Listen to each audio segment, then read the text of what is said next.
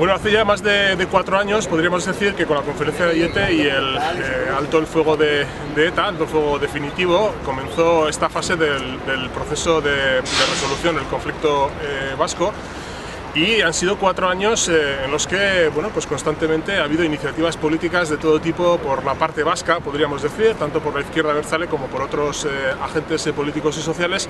que lo que hemos pretendido ha sido aprovechar una oportunidad histórica para resolver el conflicto en sus claves políticas, por supuesto, y luego también, evidentemente,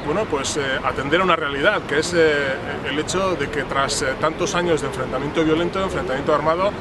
ese conflicto ha ocasionado víctimas, ha ocasionado presos y refugiados políticos, y luego también hay un aspecto importante que es como la propia existencia de la organización ETA y del armamento del que a fecha de hoy todavía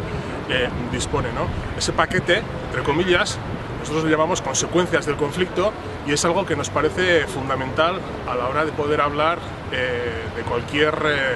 posibilidad de normalización social y política para el País Vasco. Nosotros esa normalización la entendemos claramente como, en primer lugar, en clave política, el respeto al derecho de la ciudadanía vasca a decidir libremente su futuro sin ningún tipo de cortapisa, y en segundo lugar, como decía, a solucionar todos esos temas que para nosotros son fundamentales, especialmente, y en la medida que somos militantes de la izquierda independentista vasca, la situación del colectivo de presos políticos vascos. La izquierda abertzale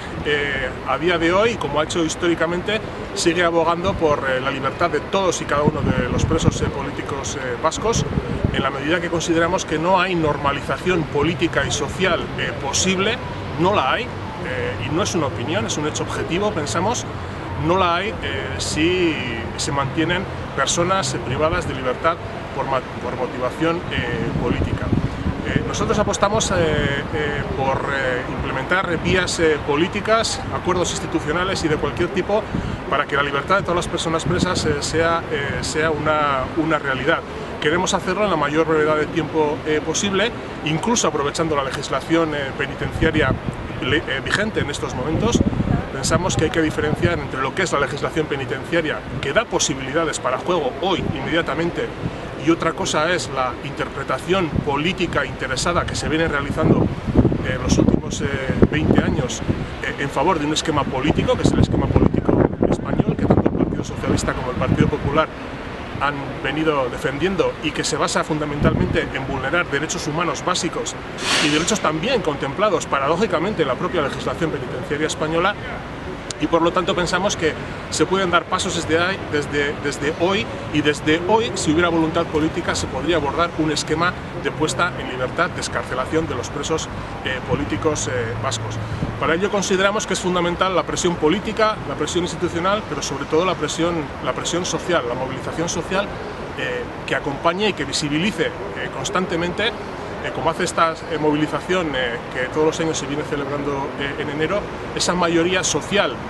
vasca que aboga porque, en primer lugar, los presos y presas vascas sean trasladados inmediatamente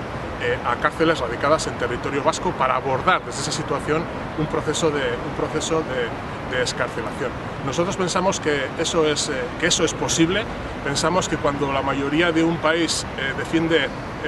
posicionamientos en favor de los derechos humanos de los presos, como es en este caso, hay una razón enorme de peso político que avala esa posición, y que en ese sentido lo que corresponde, como decía anteriormente, es seguir planteando iniciativa política en nombre de esa mayoría social para conseguir la libertad de todos y cada uno de los presos políticos vascos y vascas, no solamente porque son nuestros compañeros de militancia, no solamente porque son nuestros y nuestras compatriotas, sino porque, como he dicho anteriormente, y esta me parece una idea fundamental, no hay posibilidad de llevar un proceso de paz hasta sus últimas consecuencias, no hay posibilidad de ningún tipo de normalización social y política en este país mientras haya una sola persona privada de libertad por motivación política. En la izquierda abertzale estamos en eso, esa es una de nuestras peleas fundamentales, y por lo tanto somos especialmente solidarios, y a la vez estamos agradecidos a la labor que colectivos como Rescat hacen en el día a día, desde la movilización, desde la concienciación de qué supone hoy en día, en estos momentos,